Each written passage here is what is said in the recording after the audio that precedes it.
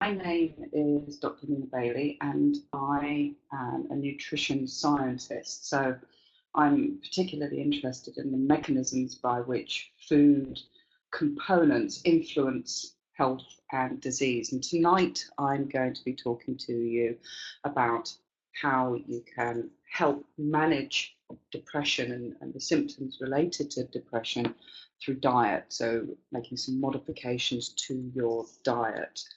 I hope everybody can hear me. If you look down to the left-hand corner of your screen, you should be able to see a small chat box. And if anybody has any questions, you can type them in there. I'll try to answer at the end of the session. On the last slide, I'm going to have my email address. So for anybody who wants to ask questions personally, one-to-one, then you can sort of contact me directly. So, but for now, I'm going to make a start. So depression.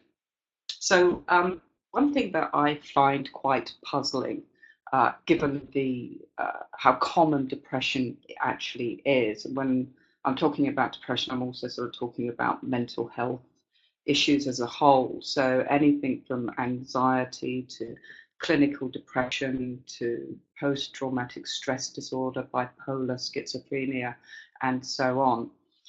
Given that sort of mental health problems are extremely common, and exactly how much the NHS actually spend on mental health care annually, that it's quite surprising that when we go to see our GPs, or if we're seeing somebody more specialised, that they don't give us any kind of information or advice on nutrition and how food influences our sort of susceptibility to mental health issues.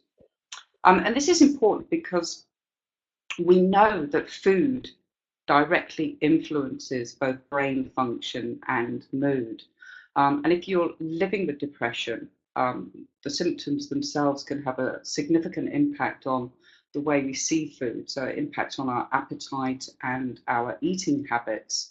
A lot of people will find that they will lose interest in cooking, or they don't have the energy to prepare meals. Other people have sort of physical or emotional symptoms that are often sort of linked to either over or under eating. And unfortunately, whilst many of our sort of standard antidepressant treatments can provide some relief for sufferers, they sometimes can offer or sort of present with side effects that can also influence our appetite. And sometimes we find that people can gain weight or lose weight. And so we need to be looking at the food that we're eating, because if we don't have energy, if we're losing interest in cooking, and if we're not eating, then we're not providing the body with the important nutrients that we need to not only sort of look after our physical health, but also to look after our mental health. And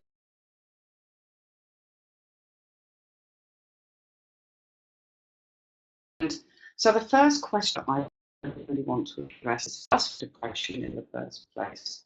And the answer to this is actually yes. And the whole sort of concept that diet influences our physical health is very well understood. For example, certain carbohydrates and certain fats have been sort of linked with things like diabetes risk, cardiovascular health risks. And we know that certain diets can improve our risk of developing certain conditions such as cardiovascular disease. And we're seeing, when we're talking about sort of diet and mental health, we're seeing a bit of a flurry of new research coming out looking at diet and whether diet is actually a new target for the prevention of disease. So we understand the link with physical disease, and it's only really sort of more recently, so in the sort of last 10 years or so, that we begin to understand that there is a relationship between diet and depression. So we can actually intervene with dietary changes. And one of the sort of key areas, one of the most sort of profound things that we know is that our long-term exposure to unhealthy dietary habits, and I'll be talking about those in just a minute, can influence our risk of developing depression over a life course. And what this basically means is that unhealthy diets are linked to the risk of developing depression. The earlier you are in your life that you start consuming unhealthy diets, the higher your increase in risk. So if we start adopting unhealthy diets in our childhood, in our teenage years, in our early adulthood, then as we get older, our risk of developing depression actually increases. And then if we actually look at diet, we look at something called inflammatory dietary patterns. And what do we mean by this? Well, if we think about inflammation, for example, one of the first things we think of when we think about inflammation is that it's a response to something like injury or infection. But it's important to understand that inflammation is very necessary. Without inflammation, we wouldn't be able to recover from sort of injury, for example. But inflammation is very highly regulated. So it's not like an exhaustive process in itself. It's very tightly regulated. And when we have inflammation in the body, when a crisis is over, has to have certain stop signals to tell us that inflammation needs to sort of subside. And diet and the foods we eat can actually affect how we respond to inflammation, and they can increase inflammation in the body. And there's this concept that chronic inflammation is sort of underlying when we're talking about the relationship with diet and depression. Certain foods are highly inflammatory. Certain foods are considered to be anti-inflammatory. And if we just have a little look at these, for example. So in order to understand how inflammation or how food and inflammation are related, we have to understand something called diet quality. And if we think about foods that are considered to be pro-inflammatory, so they have the potential to increase inflammation in the body, we think of foods that are of lower quality. So we think of foods that are considered to be energy dense and nutrient free. So these are foods that are highly refined, highly processed, full of calories, but the important nutrients have been stripped away. And these include things like highly processed snack foods, sugar sweetened beverages, refined sugared grains, fried foods, foods that are high in saturated fat, and foods that have a high glycemic index. And basically what this means is carbohydrates, foods that actually release a lot of energy very quickly. So they kind of inundate the body. And then we have anti-inflammatory foods. So these are considered to be foods that are high nutrient rich. And they include things like unrefined, minimally processed foods. And these are sort of whole foods. We consider these to be foods that have not been tampered with. So fruits, vegetables, whole grains, healthy fats, omega-3s, for example, olive oil, and very healthy sources of proteins. So this is just a sort of example slide to show us the kind of inflammatory foods that are very sort of prolific within sort of our Western style diets. So we have our hamburgers, we have our fish and chips, we have our sort of various sort of fried foods and things. And whilst we consume an awful lot of these sort of highly processed foods, we can actually sort of look at it and say, well, to some extent, it's not actually our fault. The sort of packaged and processed foods have almost become the norm. When we're considering our sort of food choices, our food choices are sort of reflective of the availability of foods, the sort of seasonality, how close the supermarkets are, how much money people have got. And the sort of packaging and processed foods have really sort of come in to sort of make things a lot more affordable, extend the sort of shelf lives and things like this. But if we sort of, there's a very interesting paper here that I've taken some of the sort of stats from here. It's quite old, but for anybody who sort of wants to know a little bit more about how diets have changed and how our diets have changed, how we respond, and our sort of the impact on sort of mental well-being and behaviour, you can contact me and I'll forward this to you because it's quite an interesting read. But just sort of like a few facts here. So since the 1950s, for example, there's been a % decline in the purchase of flour. So instead of making our own food, so making our own sort of pastries and things like this, we're actually starting to buy sort of readily prepared foods. Sort of thousands and thousands of differently packaged food and drinks are available within the marketplace. If you go into your sort of like local supermarket, there are thousands of different products. If we look at fresh foods, so our anti-inflammatory foods, our fresh vegetables, our fresh fruits and things like this, make a very, very small percentage of the foods that are actually available to us. And the amount of money that we're spending on processed foods goes into the billions. So it's a huge issue that we're faced with. And this is just a slide to sort of emphasize the kind of foods that we should be eating. These are untampered foods. So these are, and if you sort of look at the colors that are here compared to the slide that I showed you earlier, they're vibrant. It's very inviting. And the reason that fruit and vegetables, for example, have got so much color to them is because they're full of antioxidants and phytonutrients, all very health-promoting sort of compounds and chemicals that give them all this beautiful, lovely color. And these are sort of a good sort of example of good anti-inflammatory vegetables that we should be eating.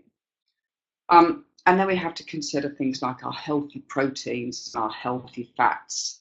So we've got good quality protein from meat and fish, eggs, milk, cheese. And even when we start looking at sort of animal products, there's a big variation in what is available to us. So again, we've got sort of like highly processed, highly refined sources of animal products. We eat a lot of animal products that have been sort of intensively reared, if you like. And there's a big difference between the kind of protein quality between something that, for example, has been grass-fed, that is organic, compared to something that has been sort of highly refined. So I will go into a little bit more detail in this in a moment. But if we look at our dietary patterns and the kind of foods that we're eating and our risk of depression, we can start to see that there's a lot of interest in it. There's a lot of studies being published, and this is a review and something called a meta-analysis of dietary patterns in depressed people. And so a meta-analysis is simply one study that has taken lots of little studies and analysed it as a whole, and we get this sort of pattern. So this is a summary of 21 different studies, and very simply, the sort of outcomes of this is that the researchers suggest that high intakes of things like fruit and vegetables, fish and whole grains are associated with a reduced risk of depression. And when we can sort of look at food patterns, and then we can look at individual foods and individual nutrients. One of the biggest areas of research that has been conducted into sort of a food group as such, and the risk and the relationship with depression risk, for example, is fish. And it's very well documented that individuals who have a high intake of fish have a lower risk of developing depression. And again, this is something that has been shown in large sort of studies. So this is an example of one. So again, they're sort of indicating that healthy dietary patterns can significantly reduce our risk of developing depression. And again, individuals who have high fish consumption tend to have a reduced risk of developing depression.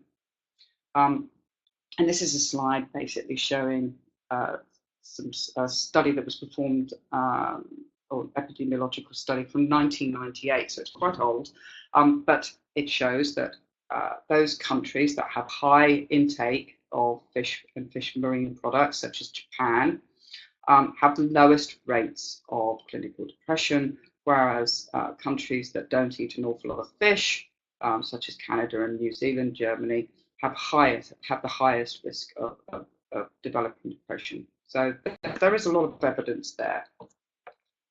And as I've said, a lot of it isn't really kind of our fault. It's things like the agricultural and industrial revolutions, globalization of world food trade means that most people in rich countries and in growing populations in poorer countries as well, tend to eat a sort of an associated pattern that is associated with a high risk of developing depression. So we tend to eat small amounts of fruit and vegetables, and we don't eat a big variety.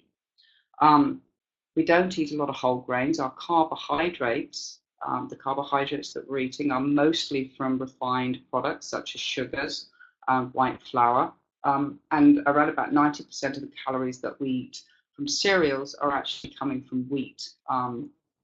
And even wheat is becoming a bit of an issue as well, with sort of gluten, and the link between gluten and inflammation as well.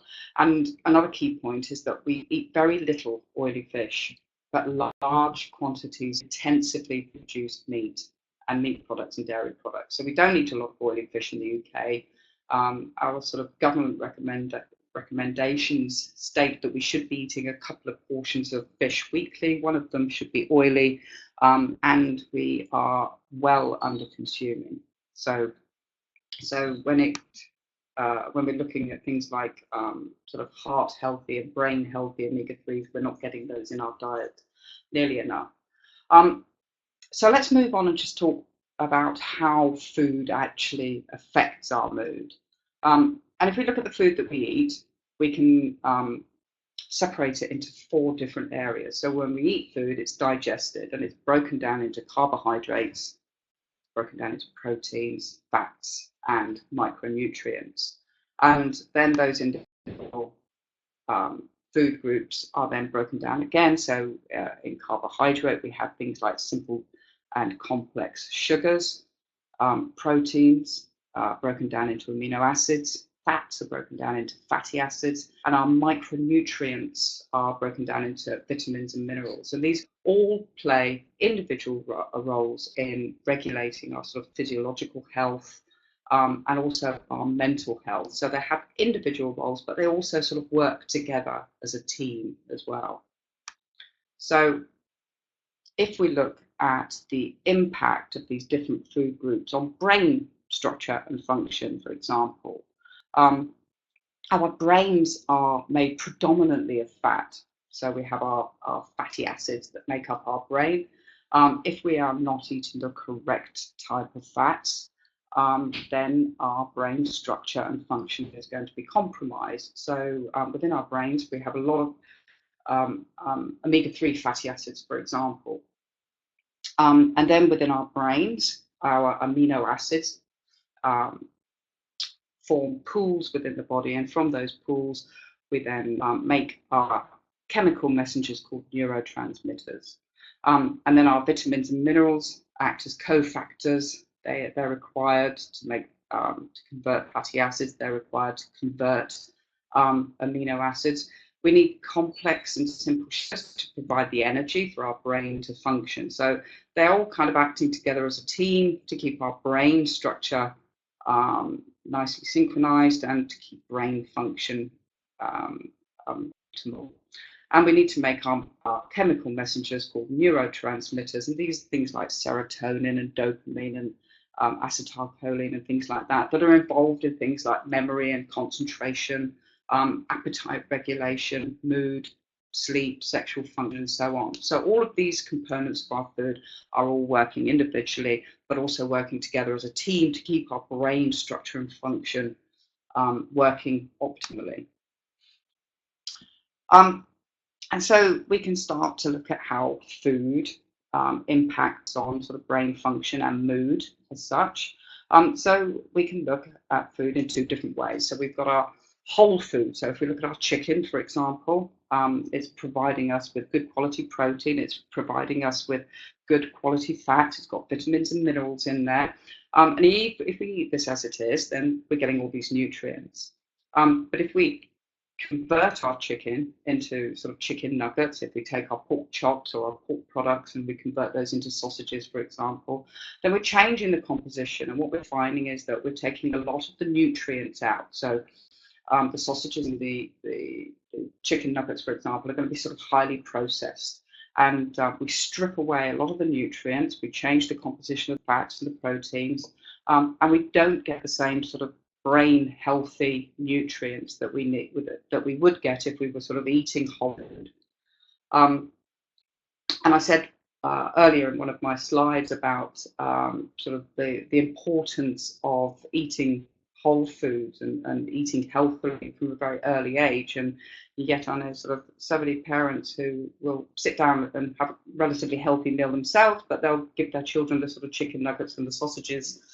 So we're kind of almost sort of initiating these sort of changes from a very, very early age. So we need to be eating healthy from a very young age. If we look at the combination of nutrients that are associated with sort of good health, good mental health, good physical health and well-being, there are certain nutrients that we know reduce our risk of developing mental health disorders and keep our mental health sort of on top form, as it were. And these are things like polyunsaturated fatty acids, and these are very important structural fatty acids that are found in oily fish.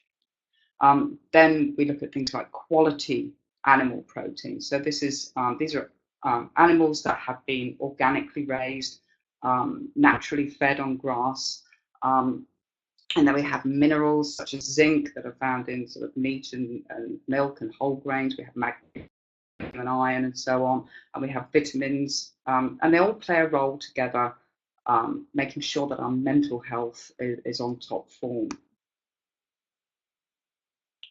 So if we're looking at sort of reducing our risk of depression and looking at sort of making sure that we can sort of deal with some of the symptoms related to depression, then we need to be eating good quality protein, and we need to be eating it sort of regularly.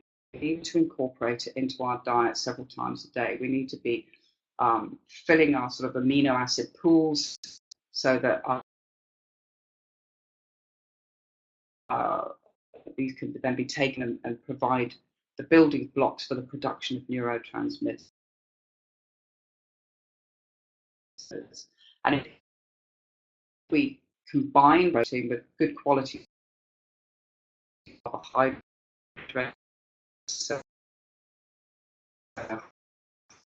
whole grains, for example, and good quality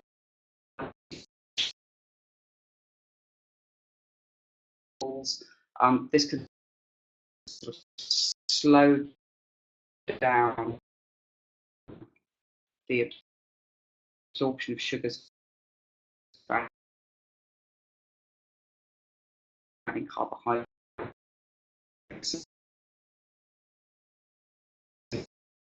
and we can sort of provide for to the brain in a nice sort of way. Have our vegetables and fruit. These are amino acids, so and essential.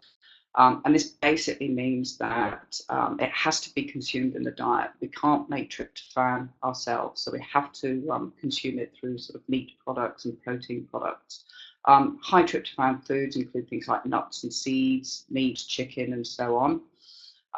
And tryptophan enters the body, and we convert it to something called 5-HTP, which then, with the help of micronutrients such as magnesium, zinc, and B6, is converted to serotonin. And serotonin is a really important neurotransmitter that is involved in regulating mood. Serotonin is then converted into something called melatonin, which is involved in regulating sleep. So if we are getting a good quality protein, then we are getting our tryptophan, and we are looking after our mood, and we're looking after our sleep. So talked about protein, let's talk about some carbohydrate. And I've mentioned very briefly that our brains need to be fueled. So as with our bodies as well, our brains need the energy to be able to sort of tick over on a daily basis, to all those sort of neurotransmitters are kicking around, all those messages are being fired. And the brain needs fuel, but at a constant rate. And if we look at carbohydrates, we can break it down and we can measure it in the effect that those carbohydrates have on our blood sugar levels.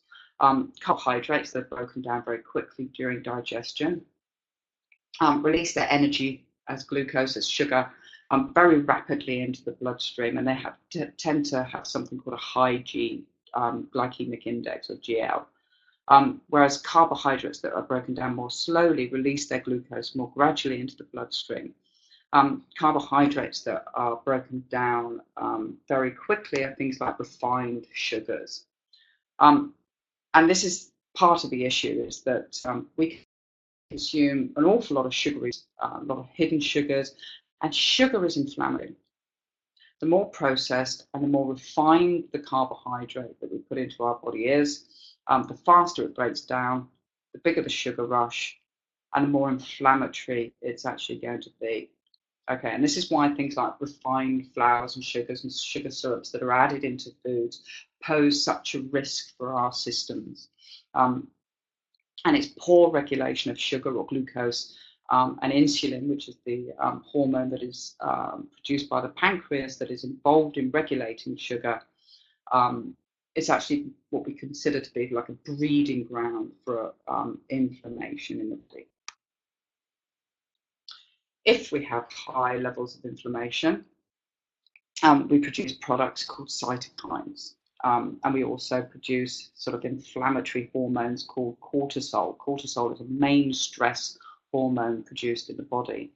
And this, they have the capacity to disrupt normal production of serotonin. What happens is tryptophan enters the body with protein sources, but our inflammatory products trigger a cascade of processes that actually prevent tryptophan from being produced into converted into serotonin and melatonin. So it affects our mood and our sleep. And what actually happens is that tryptophan enters a completely different pathway in the body, and it ends up being converted into products that are actually detrimental to sort of brain health. And in fact, some of the inflammatory products that are derived from tryptophan actually have the potential to kill off some of our brain cells. And in fact, if we look at the brains of people who are depressed versus people who are not depressed by sort of a specialized form of sort of X-ray, we can actually see that there are various parts of the brain that are slightly smaller in individuals with depression. So there's a sort of saying that being depressed can actually make your brain shrink. And there's a lot of truth in that. So trying to regulate inflammation by eating anti-inflammatory foods and not eating inflammatory foods, and I'll talk about that in a moment, is really, really important when we're sort of talking about decreasing inflammation that is linked to depression and depression risk. Okay, so what do we consider to be pro-inflammatory carbohydrates and what do we consider to be anti-inflammatory carbohydrates? So our pro-inflammatory carbohydrates include things like sugar of all sorts, so things like white rice, refined carbohydrates, anything that is made from refined or enriched flours, things like pizza dough and bagels and breads and crackers, cakes, biscuits, all those kind of like highly processed, packet bought products. Whereas our anti-inflammatory carbohydrates are those that are sort of more untouched, so things like whole grains, whole carbohydrates, and they're as close to nature as you can get. So sort of whole fruit, whole vegetables, things like that, beans, legumes, unrefined, non-flour whole grains. And the good thing about anti-inflammatory carbohydrates are that they are naturally rich in nutrients, vitamins, minerals, phytonutrients, and antioxidants. When we refine our carbohydrates, we strip out all the nutrients. And if we take the nutrients out of the ingredients, when we consume them, our bodies actually need those ingredients to be able to digest them and utilize them. And so they by eating pro-inflammatory carbohydrates, you actually leach the nutrients out of your body. So the stores within your body start to go down. So if you eat a very pro-inflammatory diet, what you find is that you're more at risk of developing deficiencies in certain sort of essential nutrients, so vitamins and minerals and so on, which again can affect our risk of depression and how we react to depression itself. So choose your carbohydrates wisely. And this is a nice little picture of a cauliflower, which is supposed to represent a brain. Okay, and another important thing is the effect that carbohydrate has on our guts. Right, okay, so if we look at carbohydrates, we can break them down into simple sugars, into complex sugars. So the complex sugars are simply little sugar molecules that are all joined together, and you have to break those down. It takes a long time. But there's also a component of carbohydrate that is not digested, and it's called the fiber content. And if you eat your carbohydrates as nature intends them to be, then you will be consuming lots of really good quality fiber. And fiber is really good actually because it doesn't actually have any calories, so sort of doesn't add to sort of calorie load, as it were. And it's incredibly good for things like weight loss. It's good for sort of lowering cholesterol, but it's also there. It provides important nutrients to look after our gut bacteria. And if we look after our gut bacteria, then we look after our health in other ways as well. Okay, so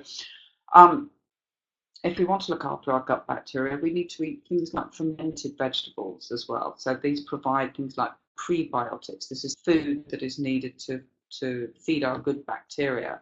And fermented vegetables also are a source of probiotics, good bacteria.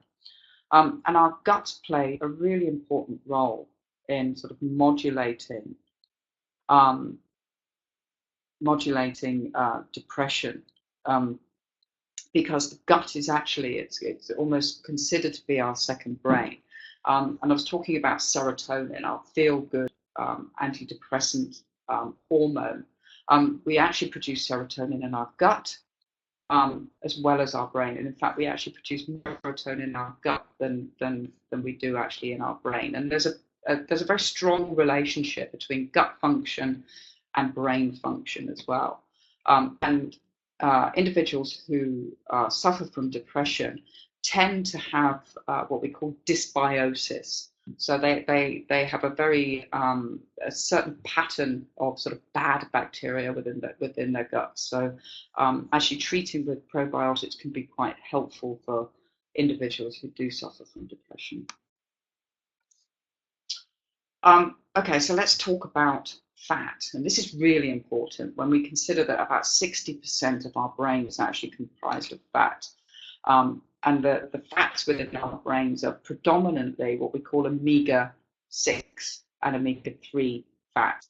And if we don't eat the right type of fats, this can have a very negative impact on our intelligence, on our behavior, and specifically on our mood.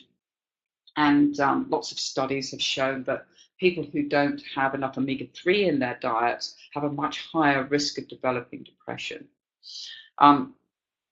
And so the omega-6 and the omega-3 fatty acids play not only a role in the structure of our brains, but also in the function of our brains. So omega-3 fatty acids are involved in serotonin production and function, for example.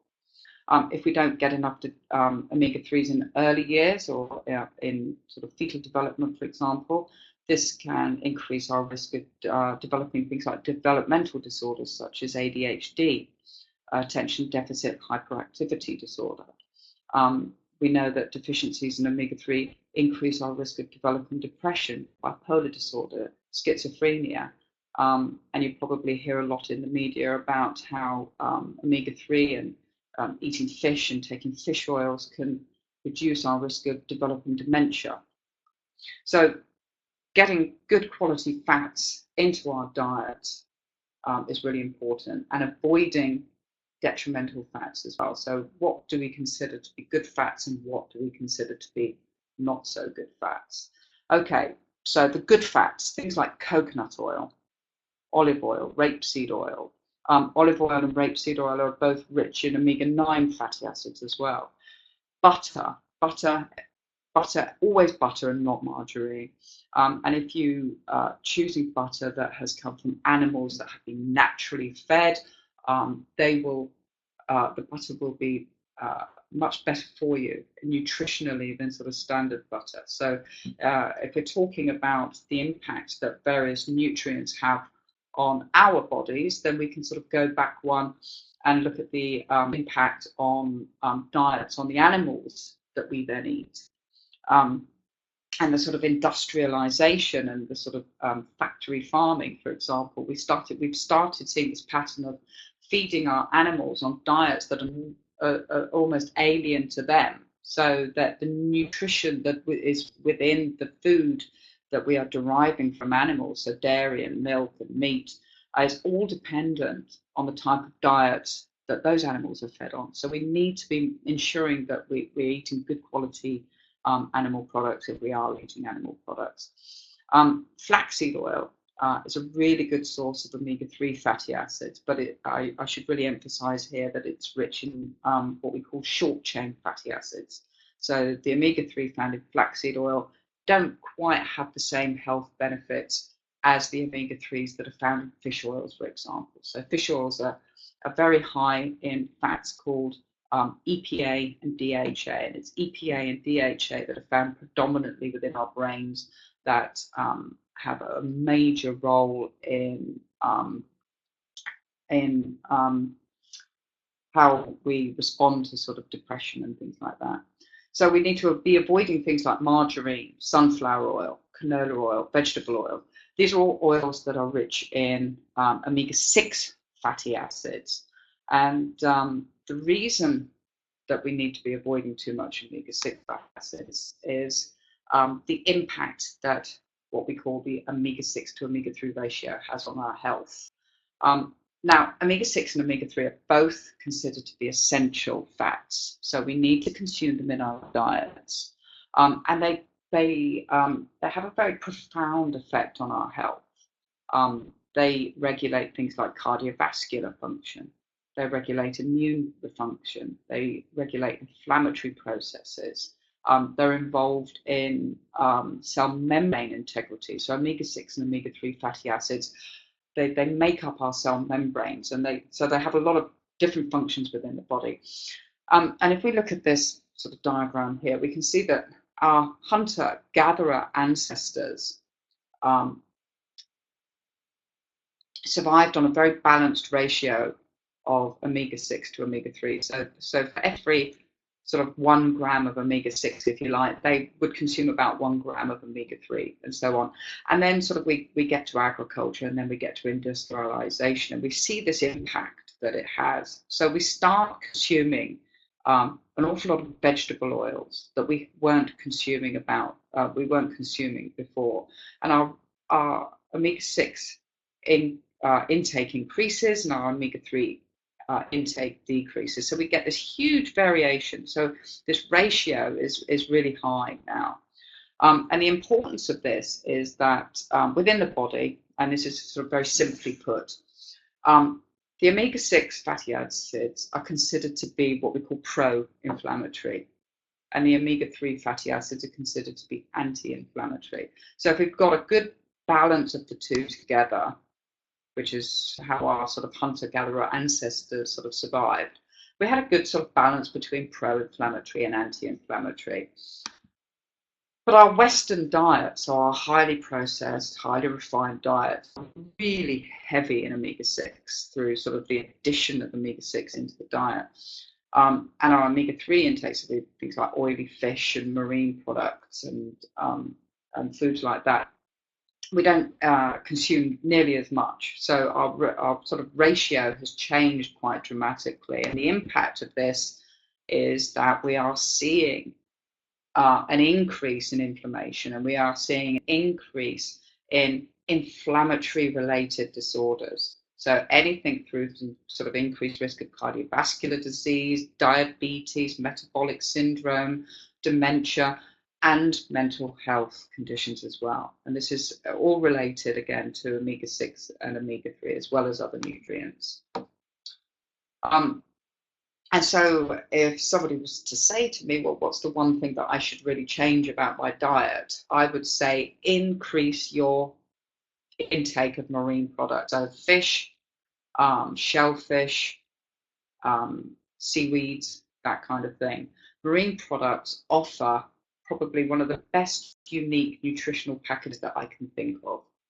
So if we think about fish in regards to the kind of protein that they are delivering, fish are rich in tryptophan. So tryptophan is our amino acid that is our precursor to serotonin. Serotonin is our feel-good neurotransmitter. It's also a rich source of protein that derives through into dopamine, which is another really important mood-regulating hormone.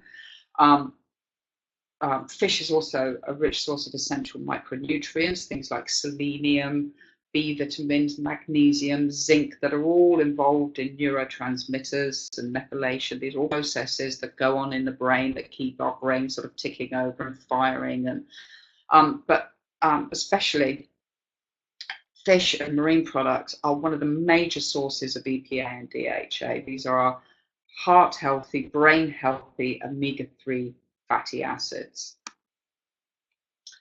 And I mentioned earlier that we should be consuming about 2 portions of fish a week, and we're really kind of not really doing that. Oily fish particularly, we're not even sort of consuming about 1 portion on average a week. So many of us have much lower levels of omega-3 within our cell membranes. If we don't have omega-3s in our cell membranes, our membranes aren't going to be nice and fluid and sort of communicating optimally. Now, there is another issue relating to sort of fish in regards to the possible sort of contamination that is involved, such as sort of methyl mercuries and dioxins. And generally, the sort of benefits of eating fish outweigh the sort of risks associated with possibly eating fish. But for those who either are concerned about sort of contamination within fish, or if you're not really an oily fish loving person, then you can always opt for the sort of convenience of having sort of a purified fish oil. And this actually leads me on to the sort of next part of the talk tonight, which is sort of supplements, because often we find that our diets can be lacking in certain nutrients, and so sometimes supplements can be beneficial. And there are certain supplements that are known and well validated scientifically to be incredibly beneficial, either as add-ons to sort of current pharmaceuticals, or in some cases as an alternative. And in fact, fish oils are probably one of the most studied of the sort of food supplements when we're sort of talking about a sort of add-on treatment for sort of treating depression. In fact, there have been 20, 30, 40 studies that have looked at sort of the intake of fish oils in sort of managing depressive symptoms. And this is a sort of just a sort of summary of a paper that was published 6 years ago, because what some of the issues that are related to some of the studies using fish oils is that different studies use different types of fish oils, and they're not all the same. They're different things like concentration, purity, and the dose. And this paper was published, and they really kind of set out to sort of clarify why some fish oil studies say, yeah, actually, fish oils are really good for treating depression, whereas other studies were coming out and saying, No, there's no real sort of benefit to taking fish oils. And this study showed that fish oils contain EPA and DHA, two really important omega-3 fatty acids. But actually, if you want to take a fish oil and you want it to have an antidepressant benefit, it has to be high strength EPA, and ideally pure EPA, so just EPA. And the researcher here also showed that you need to take 1 gram of EPA. So a lot of studies simply just didn't have the kind of dose that's required, or weren't using pure EPA. And that's why some of the benefits were slightly masked. So if you're looking at taking a fish oil, then you need to take pure EPA. You need to take about 1 gram. And in fact, several studies have shown that 1 gram of EPA is as effective as common sort of standard antidepressants, pharmaceutical antidepressants for managing depressive symptoms. So raise your omega-3 levels, you will reduce inflammation, and there's plenty of evidence to support the use of EPA in managing depressive symptoms. Other supplements that can be quite beneficial as well as are our neurotransmitter precursors. So I've talked about tryptophan, the amino acid, converts into 5-HTP and then goes down a cascade and produces serotonin. So we can actually take these preformed as well. So we can take tryptophan, which is also found in many protein-rich foods, but you can find tryptophan as supplements. And you can also take 5-HTP, which is derived from something called an African grafona bean.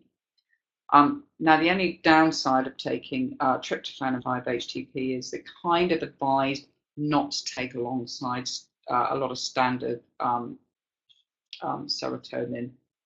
selective serotonin reuptake inhibitors. So some sort of pharmaceuticals, you can't take tryptophan or 5-HTP alongside.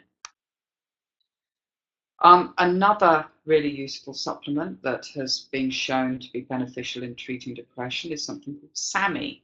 And again, this is a cofactor involved in increasing serotonin levels and dopamine levels as well. So plenty of studies showing that a dose of about 100 to 200 milligrams daily can be beneficial. But again, it's not advisable to take SAMe alongside sort of standard antidepressants, so SSRIs. So if we look quickly at herbals, one of the sort of well-documented herbals is something called St. John's wort. This is an antidepressant containing a couple of active ingredients, and again, it's thought to act by increasing the activity and prolong the action of both serotonin and noradrenaline. These are both hormones that are involved in regulating depression. Far fewer side effects associated than with St. John's wort than sort of standard antidepressants. But again, you can't take St. John's wort alongside standard antidepressants. So again, you have to be a little bit cautious. For anybody who is suffering specifically from seasonal affective disorder, vitamin D has been shown to be quite beneficial. Vitamin D, also known as the sort of sunshine, vitamin. In the UK, our summers aren't quite what they used to be, and if you sort of don't get out much, and if you live in a sort of built-up area, for example, then it's quite likely that you'll be low in vitamin D. And so adding a good quality vitamin D supplement to your sort of daily regime can be particularly beneficial for managing depression and specifically for sort of managing SAD. And B, a good quality B complex as well. I can't sort of emphasize that one enough. And especially vitamin B6, B12, and folic acid have been shown to be helpful in sort of treating or alleviating the symptoms associated with mild depression. So there's some examples of some good quality supplements that can be used. So sort of my top recommendations really are sort of good quality B vitamin and sort of EPA as well. they can be taken quite safely alongside standard pharmaceuticals, whereas some of the other supplements I've sort of briefly mentioned have to be a little bit careful in sort of taking alongside standard SSRIs, for example. Okay, so let's talk a little bit about how we can eat well and sort of do it on a budget, because a lot of people find that money is one of the sort of biggest factors when it comes to sort of changing dietary habits, and sort of everybody thinks that eating well costs a lot of money, and actually, do you know what, it really doesn't. And this is what I want to talk about for sort of 5-10 minutes now. One of the biggest sort of factors really to think about is the better prepared you are, the more likely you are to be successful in sort of changing your sort of diet. So if you have a slightly pro-inflammatory diet and you're changing it to an anti-inflammatory diet, some key steps here that hopefully will sort of help you to sort of make that pathway a little bit easier. The first thing to do is, if you cut down on some of the unhealthy food items, things like ready meals and sweets and cakes and things like that, actually frees up some of the money that you've got to make sort of healthier choices.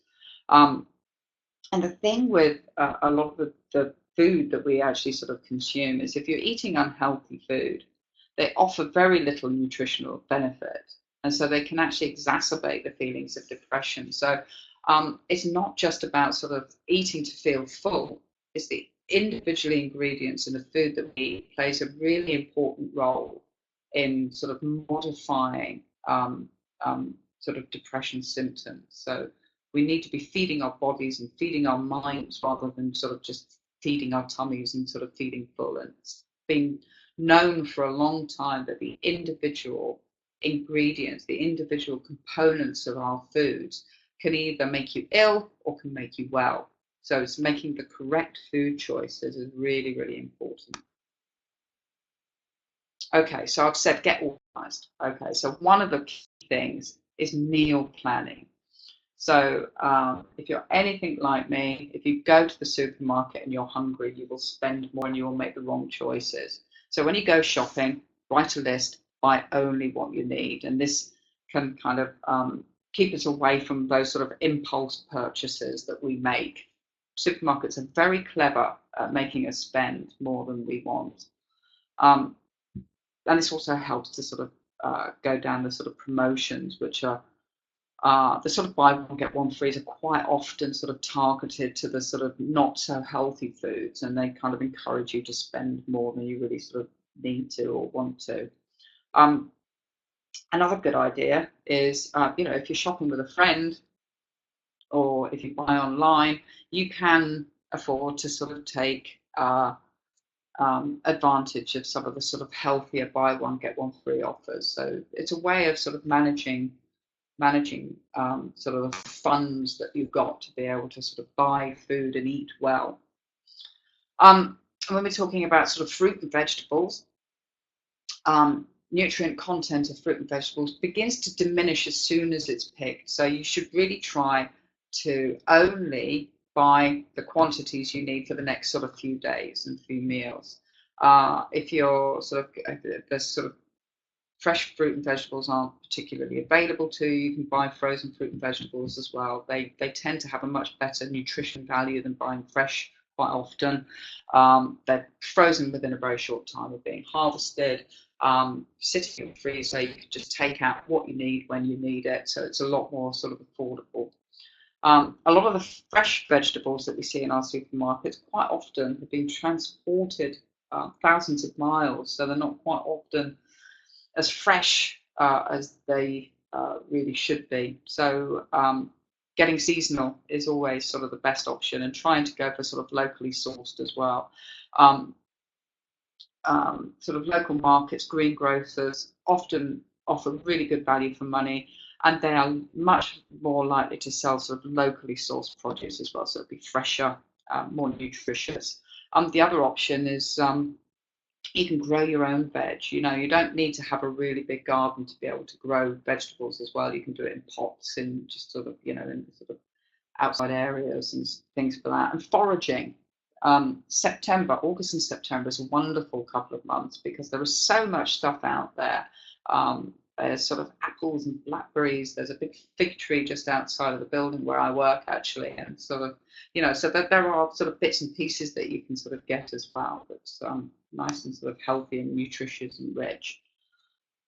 I can't emphasize enough the difference between sort of standard supermarket sort of choices of meat and organic grass-fed animal products. As I said earlier, the food that we feed our animals is going to influence the type of produce that comes from them. And animals that have been fed on their natural diets, so organic grass-fed animals, for example, they are humanely treated, so they don't undergo the kind of stresses that sort of more intensively farmed animals do. You don't get the sort of antibiotics and the chemicals, so that the quality of the meat, the quality of the dairy is going to be much healthier than the sort of, the value chicken or the value cut of meat that you're buying. And you can taste it actually as well. You can taste the quality quite often. But it's also sort of understandable that a lot of people feel that they can't always afford to buy organic or grass-fed. So it's about sort of maybe prioritizing. You can sort of dilute things with using pulses and soya products, for example, lentils and things like that in. And that can sort of, you can still get the sort of nutritional quality, but it can sort of bring the price down as well. And then things like cuts of meat. Not everybody has to be, not all meat has to be expensive. You can go to your local butcher and they'll be able to advise you as to sort of how to cook cheaper cuts of meat. Things like offal, liver, for example, is incredibly nutritious. It's full of sort of B vitamins. It's really rich in something called coenzyme Q10, which is sort of energy boosting nutrient that we don't get enough of in our diet. So if you find that you're sort of a bit low in energy, get some liver in your diet, that kind of thing. And they can be cheap and nutritious. And things like fish, if you're choosing fish, go for small, short-living, things like sardines, pilchards, and things, anchovies, low in sort of contaminants, for example. Things like tinned sardines, mackerels, pilchards, really, really cheap, really good source of oily, long-chain omega-3 fatty acids, so rich in EPA, offer good value for money, and really, really good for you as well. A lot of people find that they lose interest in cooking, for example. So again, sort of planning ahead, and when you do sort of have a little bit of energy to sort of sit down and do a bit of cooking, try cooking in bulk and freezing portions, for example. Things like soups, sauces, that kind of thing. You can sort of, and there's a bit of a flurry. There's a bit of a flurry at the moment of stock pot cooking. So sort of putting everything into one big stock pot, putting it on all day, letting it cook. So there doesn't have to be a huge amount of sort of energy put into sort of cooking as well. So the whole concept is that it doesn't actually have to be expensive to eat well if you do a little bit of research and if you do a little bit of planning. But if you can eat the right foods, it will make the biggest difference to your health. Things like improved memory, improved mood, energy levels, and sleep patterns as well. So there's all these components that you need to be getting: good quality protein, good quality fat, vitamins and minerals. Getting all of these into your body will affect everything, every process within your body. And so top tips for managing mood, if I had to really sort of put it concisely. So adopt an anti-inflammatory diet. If you're really not clear, you can get in contact with me and I can give you some more tips about sort of really focusing on getting anti-inflammatory foods into your diet. Eat at least 5 portions of fruit and vegetables a day. Again, this is something that we are not doing in the UK. On average, it's around 3 to 4 portions a day on average.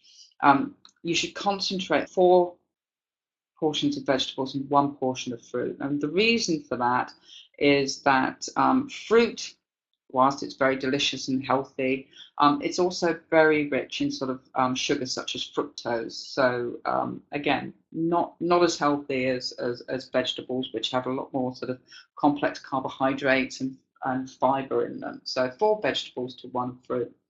And remember our colourful fruits. Raw fruit and vegetables will always provide you with the biggest sort of nutrient hit. When you're cooking fruit and vegetables, you're all so things like smoothies and sort of salads are the way to go if you can.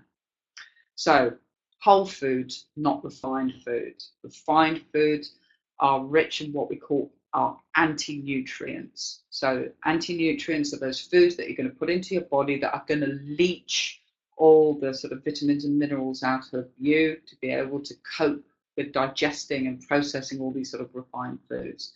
So choose whole foods, not refined foods. Choose your good fats. Limit your omega-6 and increase your heart healthy, brain healthy omega-3 fatty acids. So get lots of omega-3 EPA into your body.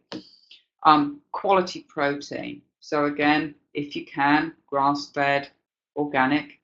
And also it's important to eat small portions regularly. So throughout the day, always eat breakfast. It's the best way of fueling your body, getting your brain active and getting the neurotransmitters going.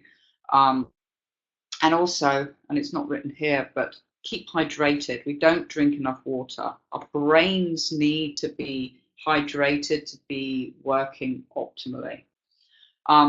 If you feel that your diet might need a little bit of a top up, then supplements can be really useful. So omega-3 fatty acids, B-vit, vitamin D, that kind of thing. And if you're looking at alternatives to sort of standard pharmaceuticals, then again, pure EPA is really beneficial. Some of the other supplements that I've sort of talked about, St. John's wort, tryptophan, 5-HTP, SAMI, can all be sort of alternatives that's worth having a look at.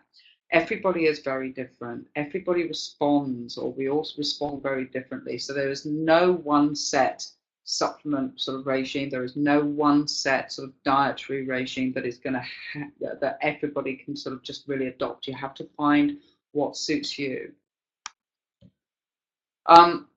So that's me sort of coming to the conclusion. I hope that has been sort of helpful for everybody. This is my email address. Feel free to contact me if you want to have any particular questions answered. I'm going to have a look in the chat now and see if there's any questions in there that I can answer off the top of my head. And anybody who wants sort of any advice on any of the sort of supplements that I've talked about as well, I can give you a little bit of advice on that.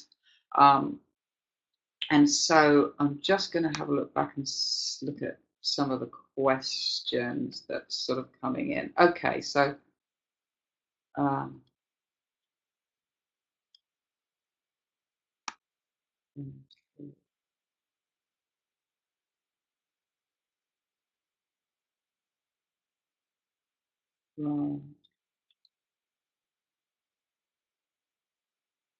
okay, so alcohol. Somebody's asked about alcohol. Well, I'm assuming that you're talking about the sort of depressive aspect of sort of alcohol consumption. Well, alcohol, firstly, is a depressant, so sort of avoiding alcohol to some extent is probably advisable. Not all alcohol has the sort of same effects. There is sort of evidence that, you know, the glass of red wine every now and then, which is full of sort of nutrients and antioxidants as well, can be quite beneficial. But if you do sort of suffer from depression, then probably limiting alcohol consumption is probably wise. Alcohol strips the body of sort of vital nutrients as well. It doesn't actually really offer a huge sort of amount of sort of health benefits. So it's probably wise to avoid it if you can, or limit it if you can.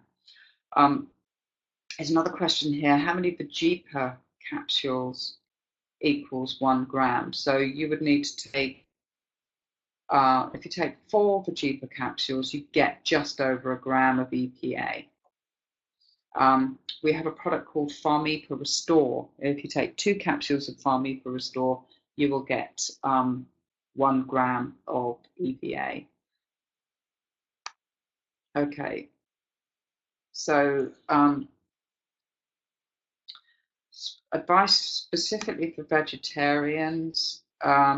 There we have a product called Echium seed oil. Echium seed oil is a novel plant form of omega-3. It contains a unique omega-3 called stearidonic acid, which has the capacity to raise omega-3 levels more effectively than something like flaxseed oil, for example. Soy and corn vegetable products, yes, to some extent they are healthy. They have a good, for vegetarians who are looking at sort of incorporating different diet, different sort of protein sources into their diet. You need to sort of combine legumes and pulses to get all the essential amino acids. The biggest difference between sort of vegetable protein and animal protein is that animal protein contains all of the essential amino acids that you require, whereas vegetable proteins tend to be sort of mishmashed around in different products. There are a couple of vegetable sources of what we call complete protein, and quinoa or quinoa is one of them. So that's a good source of complete protein if you're a vegetarian. Limiting your omega-6, increasing your omega-3. So things like flaxseed oil, Echium seed oil is probably the way to go. If you're particularly concerned about whether your levels are sort of high enough, then you can actually sort of get tested for omega-3 levels quite easily. We actually have a blood spot test that tells you what your omega-3 levels are. Also tells you your sort of inflammatory status as well. Okay, pure EPA product produce. Okay, so Helen's asked a question about pure EPA producing a fishy aftertaste. Not that I'm aware of. We actually put a natural lemon oil in our fish oils to sort of reduce that sort of fishy sort of aftertaste that some people find they experience after taking sort of concentrated fish oils. So shouldn't make the breath or the urine to smell. In regards to recommending SAMI, the SAMI is one of those products that is SAMI is SAMI. There are no different sort of bioavailabilities or anything like that. So I think doctors best do a SAMI, as far as I'm aware. I'm not that familiar with different brands, I must admit. But if you sort of look on the internet, you should be able to sort of find different ones.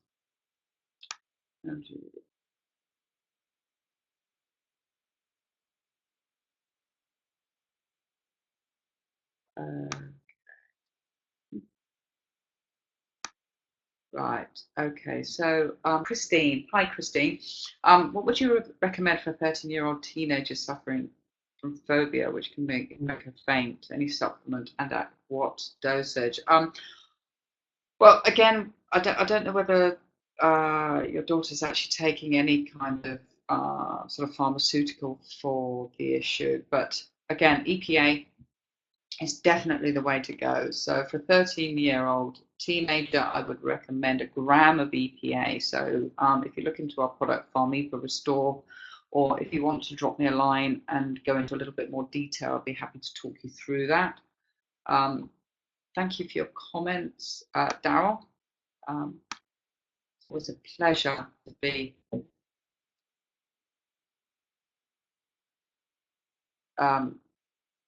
talking on the subject. Yes, Daryl. Okay, yes, I'm reading your email. That'd be absolutely fine. Okay, so Gary, the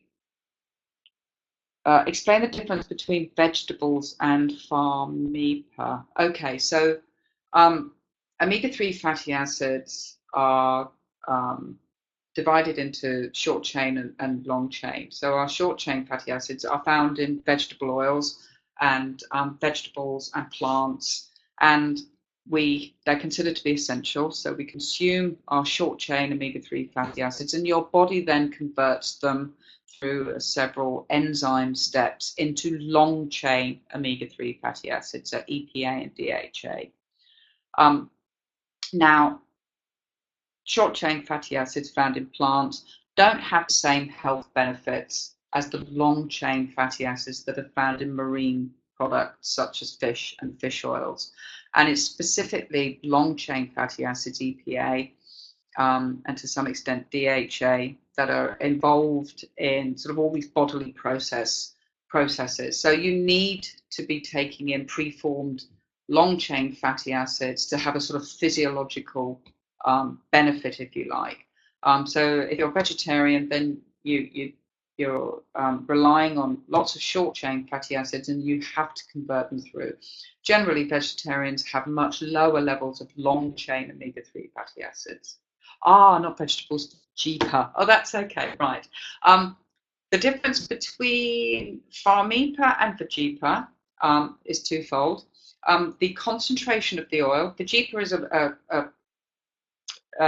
is a blend of 70% anchovy oil with organic evening primrose oil. So it's providing two types of fat, EPA and GLA.